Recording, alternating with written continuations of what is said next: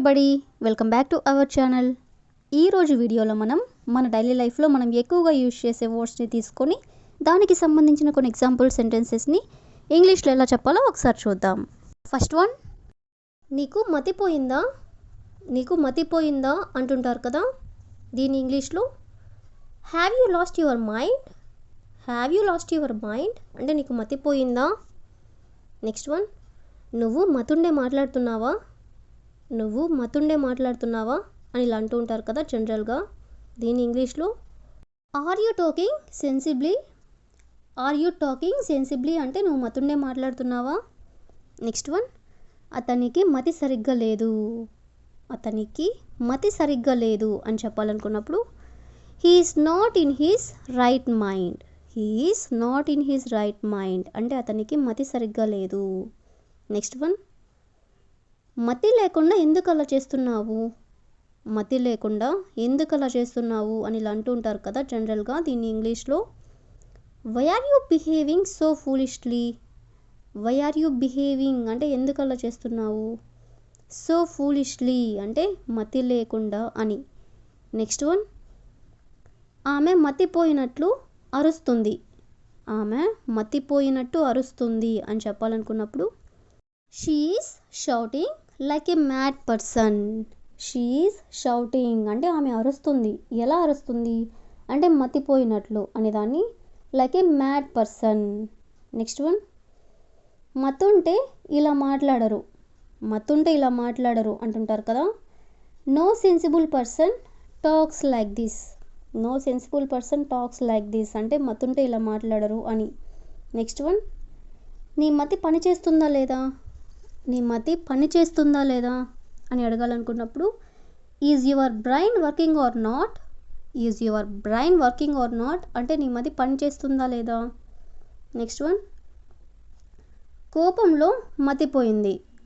కోపంలో నీకు మతిపోయింది అంటుంటారు కదా, దీన్ని ఇంగ్లీష్లో he lost his sense in anger అంటే అతనికి కోపంలో మతిపోయింది.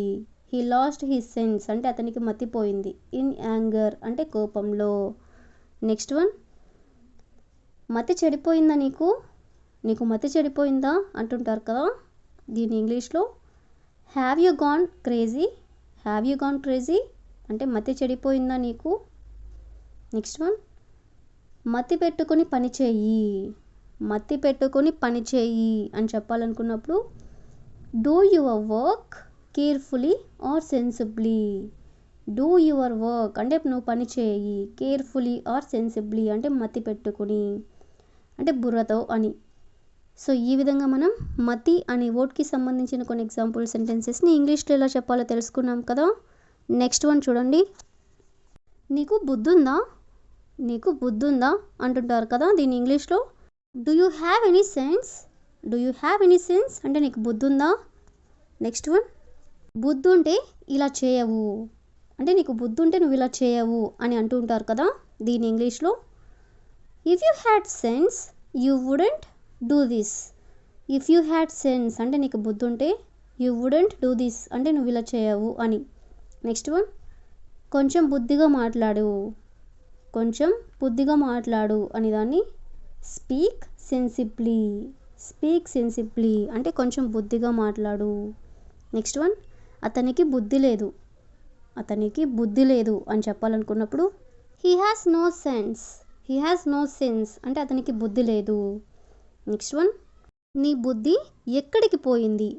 నీ బుద్ధి ఎక్కడికి పోయింది అని అంటూ ఉంటారు కదా, where has your sense gone. Where has your sense gone అంటే నీ బుద్ధి ఎక్కడికి పోయింది. నెక్స్ట్ వన్, బుద్ధుంటే సమయానికి వచ్చేవాడివి అంటే నీకు బుద్ధుంటే నువ్వు సమయానికి వచ్చేవాడివి అని చెప్పాలనుకున్నప్పుడు if you were sensible you would have come on time. If you were sensible అంటే నీకు బుద్ధుంటే you would have come on time అంటే నువ్వు సమయానికి వచ్చేవాడివి. నెక్స్ట్ వన్, పిల్లలకి బుద్ధి చెప్పాలి. పిల్లలకి బుద్ధి చెప్పాలి అనేదాన్ని children should be taught good sense. Children should be taught good sense అంటే పిల్లలకి బుద్ధి చెప్పాలి అని. నెక్స్ట్ వన్, బుద్ధి లేకుండా మాట్లాడొద్దు. బుద్ధి లేకుండా మాట్లాడొద్దు అనేదాన్ని don't talk foolishly. Don't talk అంటే మాట్లాడద్దు. ఫూలిష్లీ అంటే బుద్ధి లేకుండా. నెక్స్ట్ వన్, అతను చాలా బుద్ధిగా సమాధానం చెప్పాడు. అతను చాలా బుద్ధిగా సమాధానం చెప్పాడు అనేదాన్ని he answered very wisely. He answered అంటే అతను సమాధానం చెప్పాడు. వెరీ వైజ్లీ అంటే చాలా బుద్ధిగా. నెక్స్ట్ వన్, నీకు అసలు బుద్ధుందా. నీకు అసలు బుద్ధుందా అనేదాన్ని do you even have any sense. Do you even have any sense అంటే నీకు అసలు బుద్ధుందా. నెక్స్ట్ వన్, బుద్ధుంటే వాళ్ళతో గొడవ పడవు. అంటే నీకు బుద్ధుంటే నువ్వు వాళ్ళతో గొడవ పడవు అని చెప్పాలనుకున్నప్పుడు if you had sense you wouldn't fight with them. If you had sense అంటే నీకు బుద్ధుంటే you wouldn't fight with them అంటే నువ్వు వాళ్ళతో గొడవ పడవు. నెక్స్ట్ వన్, కొంచెం బుద్ధి పెట్టుకుని ఆలోచించు. కొంచెం బుద్ధి పెట్టుకుని ఆలోచించు అనేదాన్ని think with some sense. Think with some sense. Next one, అతను బుద్ధిగా పని పూర్తి చేశాడు. అతను బుద్ధిగా పని పూర్తి చేశాడు అనేదాన్ని he completed the work wisely. He completed the work wisely అంటే అతను బుద్ధిగా పని పూర్తి చేశాడు.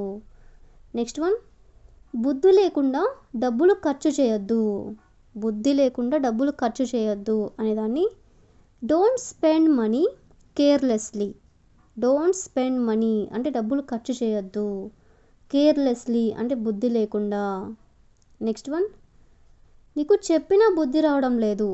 ఇలా అంటూ ఉంటారు కదా, నీకు చెప్పినా బుద్ధి రావడం లేదు అనేదాన్ని even after telling you you are not understanding. Even after telling you అంటే నీకు చెప్పినా కూడా యు ఆర్ నాట్ అండర్స్టాండింగ్ అంటే నువ్వు అర్థం చేసుకోవడం లేదు అంటే నీకు బుద్ధి లేదు అని. నెక్స్ట్ వన్, బుద్ధుంటే ఇప్పుడు చదువుకునేవాడివి. బుద్ధుంటే నువ్వు ఇప్పుడు చదువుకునేవాడివి అనేదాన్ని if you were sensible you would study now. If you were sensible అంటే నీకు బుద్ధుంటే యూ వుడ్ స్టడీ నౌ అంటే నువ్వు ఇప్పుడు చదువుకునేవాడివి. నెక్స్ట్ వన్, అతనికి ఇప్పుడు బుద్ధొచ్చింది. అతనికి ఇప్పుడు బుద్ధొచ్చింది అనేదాన్ని he has become sensible now. He has become sensible now అంటే అతనికి ఇప్పుడు బుద్ధొచ్చింది. నెక్స్ట్ వన్, బుద్ధుండి కూడా ఎందుకు అబద్ధం చెప్పావు. బుద్ధుండి కూడా ఎందుకు అబద్ధం చెప్పావు అనేదాన్ని even though you know better why did you lie. Even though you know better అంటే నీకు బుద్ధుండి కూడా వై డిడ్ యూ లై అంటే ఎందుకు అబద్ధం చెప్పావు. సో ఈ విధంగా మనం బుద్ధి అనే వర్డ్కి సంబంధించిన కొన్ని ఎగ్జాంపుల్ సెంటెన్సెస్ని ఇంగ్లీష్లో ఎలా చెప్పాలో తెలుసుకున్నాం కదా. భయంకరమైన ఆర్ భయంకరంగా అనే వర్డ్ని ఇంగ్లీష్లో టెర్రిబుల్ ఆర్ టెరిబ్లీ. ఈ వర్డ్కి సంబంధించిన కొన్ని ఎగ్జాంపుల్ సెంటెన్సెస్ని ఇంగ్లీష్లో ఎలా చెప్పాలో ఒకసారి చూద్దాం. ఫస్ట్ సెంటెన్స్, ఈ సినిమా భయంకరంగా ఉంది. ఈ సినిమా భయంకరంగా ఉంది అని చెప్పాలనుకున్నప్పుడు this movie is terrible. This movie అంటే ఈ సినిమా, ఈజ్ టెరిబుల్ అంటే భయంకరంగా ఉంది. నెక్స్ట్ వన్, అతను భయంకరమైన తప్పు చేశాడు. అతను భయంకరమైన తప్పు చేశాడు అనేదాన్ని he made A terrible mistake. He made A terrible mistake అంటే అతను భయంకరమైన తప్పు చేశాడు. నెక్స్ట్ వన్, ఈరోజు వాతావరణం భయంకరంగా వేడిగా ఉంది. ఈరోజు వాతావరణం భయంకరంగా వేడిగా ఉంది అని చెప్పాలనుకున్నప్పుడు the weather is terribly hot today. The weather అంటే వాతావరణం, ఈజ్ టెరిబ్లీ హాట్ టుడే అంటే చాలా భయంకరంగా వేడిగా ఉంది అని. నెక్స్ట్ వన్, ఆ ప్రమాదం భయంకరంగా ఉంది. ఆ ప్రమాదం భయంకరంగా ఉంది అని దాన్ని the accident was terrible. The accident అంటే ప్రమాదం, వాస్ టెరిబుల్ అంటే భయంకరంగా ఉంది. నెక్స్ట్ వన్, ఆమె భయంకరంగా పాడుతుంది. ఆమె భయంకరంగా పాడుతుంది అని చెప్పాలనుకున్నప్పుడు she sings terribly. She sings అంటే ఆమె పాడుతుంది, టెరిబ్లీ అంటే భయంకరంగా. నెక్స్ట్ వన్, ఆ ఆహారం భయంకరంగా రుచిస్తుంది. ఆ ఆహారం భయంకరంగా రుచిస్తుంది అని చెప్పాలనుకున్నప్పుడు the food taste terrible. The food taste terrible అంటే ఆ ఆహారం భయంకరంగా రుచిస్తుంది. నెక్స్ట్ వన్, అతను భయంకరంగా అలసిపోయినట్లు కనిపిస్తున్నాడు. అతను భయంకరంగా అలసిపోయినట్లు కనిపిస్తున్నాడు అనేదాన్ని he looks terribly tired. He looks అంటే అతను కనిపిస్తున్నాడు ఎలా, టెరిబ్లీ అంటే భయంకరంగా, టైర్డ్ అంటే అలసిపోయినట్లు. నెక్స్ట్ వన్, ఆలస్యమైనందుకు నేను భయంకరంగా క్షమాపణ కోరుతున్నాను. అంటే లేట్ అయినందుకు నేను భయంకరంగా క్షమాపణ కోరుతున్నాను అని చెప్పాలనుకున్నప్పుడు I am terribly sorry for being late. I am terribly sorry for being late అంటే లేట్ అయినందుకు నేను భయంకరంగా క్షమాపణ కోరుతున్నాను అని. సో ఈ విధంగా మనం భయంకరంగా అనే వర్డ్కి సంబంధించిన కొన్ని ఎగ్జాంపుల్ సెంటెన్సెస్ని ఇంగ్లీష్లో ఎలా చెప్పాలో తెలుసుకున్నాం కదా. నెక్స్ట్ వన్ చూడండి, అయోమయం. అయోమయం అనే వర్డ్ని ఇంగ్లీష్లో కన్ఫ్యూజన్ ఆర్ కన్ఫ్యూజ్డ్ అంటే రెండింటికి కూడా మీనింగ్ అయోమయం. సో ఈ వర్డ్కి సంబంధించిన కొన్ని ఎగ్జాంపుల్ సెంటెన్సెస్ని ఇంగ్లీష్లో ఎలా చెప్పాలో ఒకసారి చూద్దాం. ఫస్ట్ సెంటెన్స్, నేను అయోమయంలో ఉన్నాను. నేను అయోమయంలో ఉన్నాను అనేదాన్ని I am confused. I yam confused అంటే నేను అయోమయంలో ఉన్నాను. నెక్స్ట్ వన్, అతను ఏం చేయాలో అయోమయంలో పడ్డాడు. అతను ఏం చేయాలో అయోమయంలో పడ్డాడు అనేదాన్ని he got confused about what to do. He got confused about what to do అంటే అతను ఏం చేయాలో అయోమయంలో పడ్డాడు. నెక్స్ట్ వన్, ఈ ప్రశ్న నన్ను అయోమయంలోకి నెట్టింది. ఈ ప్రశ్న నన్ను అయోమయంలోకి నెట్టింది అనేదాన్ని this question made me confused. This question అంటే ఈ ప్రశ్న, మేడ్ మీ కన్ఫ్యూజ్డ్ అంటే అయోమయంలోకి నెట్టింది. నెక్స్ట్ వన్, అందరూ అయోమయంలో ఉన్నారు. అందరూ అయోమయంలో ఉన్నారు అని చెప్పాలనుకున్నప్పుడు everyone is in confusion. Everyone అంటే అందరూ, ఈజ్ ఇన్ కన్ఫ్యూజన్ అంటే అయోమయంలో ఉన్నారు. నెక్స్ట్ వన్, ఆమె మాటలు నన్ను అయోమయంలో పెట్టాయి. ఆమె మాటలు నన్ను అయోమయంలో పెట్టాయి అని చెప్పాలనుకున్నప్పుడు her words put me in confusion. Her words అంటే ఆమె మాటలు, పుట్ మీ ఇన్ కన్ఫ్యూజన్ అంటే నన్ను అయోమయంలో పెట్టాయి అని. నెక్స్ట్ వన్, నేను పూర్తిగా అయోమయంలో ఉన్నాను. నేను పూర్తిగా అయోమయంలో ఉన్నాను అని చెప్పాలనుకున్నప్పుడు I am completely confused. I am completely confused అంటే నేను పూర్తిగా అయోమయంలో ఉన్నాను. నెక్స్ట్ వన్, ఈ సిచ్యువేషన్ చాలా అయోమయంగా ఉంది. ఈ సిచ్యువేషన్ చాలా అయోమయంగా ఉంది అనేదాన్ని this situation is very confusing. This situation is very confusing అంటే ఈ సిచ్యువేషన్ చాలా అయోమయంగా ఉంది అని. నెక్స్ట్ వన్, అయోమయం వల్ల నేను తప్పు నిర్ణయం తీసుకున్నాను. అయోమయం వల్ల నేను తప్పు నిర్ణయం తీసుకున్నాను అనేదాన్ని due to confusion I made A wrong decision. Due to confusion అంటే అయోమయం వల్ల I made A wrong decision అంటే తప్పు నిర్ణయం తీసుకున్నాను అని.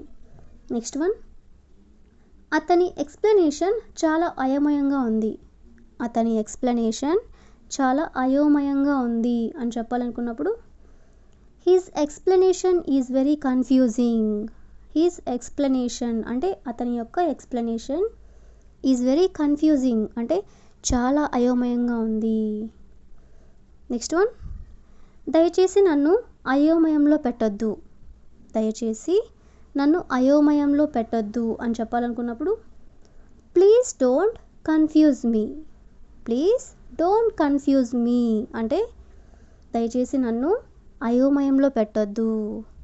నెక్స్ట్ వన్, అతను అయోమయంలో ఉన్నాడు. అతను అయోమయంలో ఉన్నాడు అని చెప్పాలనుకున్నప్పుడు హీఈస్ కన్ఫ్యూజ్డ్. హీఈస్ కన్ఫ్యూజ్డ్ అంటే అతను అయోమయంలో ఉన్నాడు. నెక్స్ట్ వన్, ఆమె ఏమి చేయాలో అయోమయంలో పడింది. ఆమె ఏం చేయాలో అయోమయంలో పడింది అనేదాన్ని she got confused about what to do. She got confused about what to do అంటే ఆమె ఏమి చేయాలో అయోమయంలో పడింది అని. సో ఈ విధంగా మనం అయోమయం అనే వర్డ్కి సంబంధించిన కొన్ని ఎగ్జాంపుల్ సెంటెన్సెస్ని ఇంగ్లీష్లో ఎలా చెప్పాలో తెలుసుకున్నాం కదా. అనుకుంటున్నాను అనుకుంటున్నాను అనే వర్డ్ని యూజ్ చేసుకొని కొన్ని ఎగ్జాంపుల్ సెంటెన్సెస్ని ఇంగ్లీష్లో ఎలా చెప్పాలో ఒకసారి చూద్దాం. ఫస్ట్ సెంటెన్స్, ఈ పని కష్టంగా ఉంటుందని అనుకుంటున్నాను. ఈ పని కష్టంగా ఉంటుందని అనుకుంటున్నాను అని చెప్పాలనుకున్నప్పుడు I think this work will be difficult. I think అంటే నేను అనుకుంటున్నాను, this work will be difficult అంటే ఈ పని కష్టంగా ఉంటుందని. నెక్స్ట్ వన్, ఆమె నిజం చెబుతుందని అనుకుంటున్నాను. ఆమె నిజం చెబుతుందని అనుకుంటున్నాను అనేదాన్ని I think she is telling the truth. I think అంటే నేను అనుకుంటున్నాను, she is telling the truth అంటే ఆమె నిజం చెబుతుందని.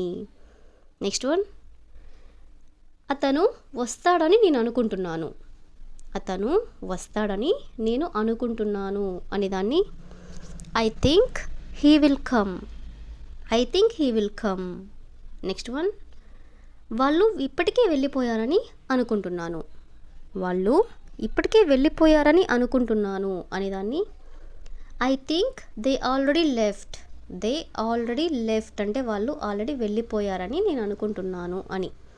నెక్స్ట్ వన్, నువ్వు బాగా మాట్లాడగలవని అనుకుంటున్నాను. నువ్వు బాగా మాట్లాడగలవని అనుకుంటున్నాను అనేదాన్ని I think you can speak well. I think you can speak well అంటే నువ్వు బాగా మాట్లాడగలవని అనుకుంటున్నాను. నెక్స్ట్ వన్, రేపు వర్షం పడుతుందని అనుకుంటున్నాను. రేపు వర్షం పడుతుందని అనుకుంటున్నాను అనేదాన్ని I think it will rain tomorrow. I think it will rain tomorrow. Next one, అతను నన్ను గుర్తుపట్టలేదని అనుకుంటున్నాను. అతను నన్ను గుర్తుపట్టలేదని అనుకుంటున్నాను అనేదాన్ని I think he didn't recognise me. I think అంటే నేను అనుకుంటున్నాను, హీ డింట్ రికగ్నైజ్ మీ అంటే అతను నన్ను గుర్తుపట్టలేదని. నెక్స్ట్ వన్, ఇది మంచి అవకాశం అని అనుకుంటున్నాను. ఇది మంచి అవకాశం అని అనుకుంటున్నాను అనేదాన్ని I think this is a good opportunity. I think this is a good opportunity. Next one, మనం త్వరగా వెళ్ళాలని అనుకుంటున్నాను. మనం త్వరగా వెళ్ళాలని అనుకుంటున్నాను అనేదాన్ని I think we should leave early. I think we should leave early. Next one, నీకు ఈ సినిమా నచ్చుతుందని అనుకుంటున్నాను. నీకు ఈ సినిమా నచ్చుతుందని అనుకుంటున్నాను అనేదాన్ని I think you will like this movie. I think అంటే నేను అనుకుంటున్నాను, you will like this movie. Next one, అతను పరీక్షలో పాస్ అవుతాడని అనుకుంటున్నాను. అతను పరీక్షలో పాస్ అవుతాడని అనుకుంటున్నాను అనేదాన్ని I think he will pass the exam. I think అంటే నేను అనుకుంటున్నాను, ఏమని, పరీక్షలో పాస్ అవుతాడని అనేదాన్ని he will pass the exam. Last one, నేను సరైన నిర్ణయం తీసుకున్నానని అనుకుంటున్నాను. నేను సరైన నిర్ణయం తీసుకున్నానని అనుకుంటున్నాను అనేదాన్ని I think I made the right decision. I think అంటే నేను అనుకుంటున్నాను, I made the right decision అంటే నేను సరైన నిర్ణయం తీసుకున్నానని. సో ఈ విధంగా మనం అనుకుంటున్నాను అనే వర్డ్ని ఇంగ్లీష్లో ఎలా చెప్పాలో తెలుసుకున్నాం కదా. నెక్స్ట్ వన్ చూడండి, అనుకోలేదు. అనుకోలేదు అనే వర్డ్ని ఇంగ్లీష్లో I didn't think. I didn't think ఈ వర్డ్ని యూజ్ చేసుకొని కొన్ని ఎగ్జాంపుల్ సెంటెన్సెస్ని ఇంగ్లీష్లో ఎలా చెప్పాలో ఒకసారి చూద్దాం. ఫస్ట్ సెంటెన్స్, నువ్వు ఇలా మాట్లాడతావని నేను అనుకోలేదు. నువ్వు ఇలా మాట్లాడతావని నేను అనుకోలేదు అనేదాన్ని I didn't think you would talk like this. I didn't think అంటే నేను అనుకోలేదు, you would talk like this అంటే నువ్వు ఇలా మాట్లాడతావని. నెక్స్ట్ వన్, అతను ఇంత త్వరగా వస్తాడని అనుకోలేదు. అతను ఇంత త్వరగా వస్తాడని అనుకోలేదు అనేదాన్ని I didn't think he would come so early. I didn't think అంటే నేను అనుకోలేదు, he would come so early అంటే అతను ఇంత త్వరగా వస్తాడని. నెక్స్ట్ వన్, ఈ పని ఇంత కష్టంగా ఉంటుందని అనుకోలేదు. ఈ పని ఇంత కష్టంగా ఉంటుందని అనుకోలేదు అని దాన్ని I didn't think this work would be this difficult. I didn't think అంటే నేను అనుకోలేదు, this work would be this difficult అంటే ఈ పని ఇంత కష్టంగా ఉంటుందని. నెక్స్ట్ వన్, ఆమె నన్ను గుర్తుపడుతుందని అనుకోలేదు. ఆమె నన్ను గుర్తుపడుతుందని అనుకోలేదు అని దాన్ని I didn't think she would remember me. I didn't think అంటే నేను అనుకోలేదు, షీ వుడ్ రిమెంబర్ మీ అంటే ఆమె నన్ను గుర్తుపడుతుందని. నెక్స్ట్ వన్, అతను అబద్ధం చెబుతాడని అనుకోలేదు. అతను అబద్ధం చెబుతాడని అనుకోలేదు అనే దాన్ని I didn't think he would lie. I didn't think అంటే నేను అనుకోలేదు, హీ వుడ్ లై అంటే అతను అబద్ధం చెబుతాడని. నెక్స్ట్ వన్, నువ్వు ఇంత బాగా పాడతావని అనుకోలేదు. నువ్వు ఇంత బాగా పాడతావని అనుకోలేదు అనే దాన్ని I didn't think you would sing this well. I didn't think అంటే నేను అనుకోలేదు, you would sing this well అంటే నువ్వు ఇంత బాగా పాడుతావని. నెక్స్ట్ వన్, ఆమె ఇంత కోపడుతుందని అనుకోలేదు. ఆమె ఇంత కోపడుతుందని అనుకోలేదు అని దాన్ని I didn't think she would get this angry. I didn't think అంటే నేను అనుకోలేదు, she would get this angry అంటే ఆమె ఇంత కోపడుతుందని. నెక్స్ట్ వన్, నాకు ఈ సినిమా ఇంత నచ్చుతుందని అనుకోలేదు.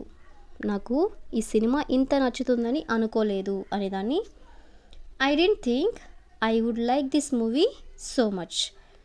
ఐ డెంట్ థింక్ అంటే నేను అనుకోలేదు, I would like this movie so much అంటే ఈ సినిమా నాకు ఇంత నచ్చుతుందని. నెక్స్ట్ వన్, వాళ్ళు ఇప్పటికే వెళ్ళిపోయారని అనుకోలేదు. వాళ్ళు ఇప్పటికే వెళ్ళిపోయారని అనుకోలేదు అనే దాన్ని I didn't think they had already left. I didn't think అంటే నేను అనుకోలేదు, దే హ్యాడ్ ఆల్రెడీ లెఫ్ట్ అంటే వాళ్ళు ఇప్పటికే వెళ్ళిపోయారని. నెక్స్ట్ వన్, ఈ ఫోన్ ఇంత ఖరీదుగా ఉంటుందని అనుకోలేదు. ఈ ఫోన్ ఇంత ఖరీదుగా ఉంటుందని అనుకోలేదు అనే దాన్ని I don't think this phone would be this expensive. I don't think అంటే నేను అనుకోలేదు, this phone would be this expensive అంటే ఈ ఫోన్ ఇంత ఖరీదుగా ఉంటుందని. నెక్స్ట్ వన్, అతను నా మాట వింటాడని అనుకోలేదు. అతను నా మాట వింటాడని అనుకోలేదు అనేదాన్ని I didn't think he would listen to me. I didn't think అంటే నేను అనుకోలేదు, he would listen to me అంటే అతను నా మాట వింటాడని. సో ఈ విధంగా మనం అనుకోలేదు అనే వర్డ్కి సంబంధించిన కొన్ని ఎగ్జాంపుల్ సెంటెన్సెస్ని ఇంగ్లీష్లో ఎలా చెప్పాలో తెలుసుకున్నాం కదా. అవసరమైతే తప్ప, అవసరమైతే తప్ప అనే వర్డ్ని ఇంగ్లీష్లో అన్లెస్ నెసెసరీ. అన్లెస్ నెసెసరీ అంటే అవసరమైతే తప్ప. ఈ వర్డ్కి సంబంధించిన కొన్ని ఎగ్జాంపుల్ సెంటెన్సెస్ని ఇంగ్లీష్లో ఎలా చెప్పాలో ఒకసారి చూద్దాం. ఫస్ట్ సెంటెన్స్, అవసరమైతే తప్ప నేను బయటికి వెళ్ళను. అంటే ఏమైనా అవసరం ఉంటే తప్ప నేను బయటికి వెళ్ళను అని చెప్పాలనుకున్నప్పుడు I won't go outside unless necessary. I won't go outside అంటే నేను బయటికి వెళ్ళను. అన్లెస్ నెసెసరీ అంటే అవసరం ఉంటే తప్ప. నెక్స్ట్ వన్, అవసరమైతే తప్ప అతను మాట్లాడడు. అవసరమైతే తప్ప అతను మాట్లాడడు అనే దాన్ని he doesn't speak unless necessary. He doesn't speak అంటే అతను మాట్లాడడు. అన్లెస్ నెసెసరీ అంటే అవసరమైతే తప్ప. నెక్స్ట్ వన్, అవసరమైతే తప్ప డబ్బులు ఖర్చు చేయకు. అవసరమైతే తప్ప డబ్బులు ఖర్చు చేయకు అని ఎవరికైనా చెప్పాలనుకున్నప్పుడు don't spend money unless necessary. Don't spend అంటే ఖర్చు చేయకు, మనీ అంటే డబ్బులు, అన్లెస్ నెసెసరీ అంటే అవసరమైతే తప్ప. నెక్స్ట్ వన్, అవసరమైతే తప్ప ఆమె ఫోన్ చేయదు. అవసరమైతే తప్ప ఆమె ఫోన్ చేయదు అనేదాన్ని she won't call unless necessary. She won't call అంటే ఆమె ఫోన్ చేయదు. అన్లెస్ నెసెసరీ అంటే అవసరమైతే తప్ప. నెక్స్ట్ వన్, అవసరమైతే తప్ప వాళ్ళు అక్కడికి వెళ్ళరు. అవసరమైతే తప్ప వాళ్ళు అక్కడికి వెళ్ళరు అనేదాన్ని they won't go there unless necessary. They won't go there అంటే వాళ్ళు అక్కడికి వెళ్ళరు. అన్లెస్ నెసెసరీ అంటే అవసరమైతే తప్ప. నెక్స్ట్ వన్, అవసరమైతే తప్ప నిజం చెప్పను, అవసరమైతే తప్ప నిజం చెప్పను అనేదాన్ని I won't tell the truth unless necessary. I won't tell the truth అంటే నేను నిజం చెప్పను, అన్లెస్ నెససరీ అంటే అవసరమైతే తప్ప. నెక్స్ట్ వన్, అవసరమైతే తప్ప అతన్ని కలవకు, అవసరమైతే తప్ప అతన్ని కలవకు అనేదాన్ని don't meet him unless necessary. Don't meet him unless necessary. Next one, అవసరమైతే తప్ప నేను జోక్యం చేసుకోను, ఇలా అంటూ ఉంటారు కదా, దీన్ని ఇంగ్లీష్లో I won't interfere unless necessary. I won't interfere అంటే నేను జోక్యం చేసుకోను, ఇంటర్ఫేర్ అంటే జోక్యం, జోక్యం చేసుకోను అనేదాన్ని I won't interfere. Unless necessary అంటే అవసరమైతే తప్ప.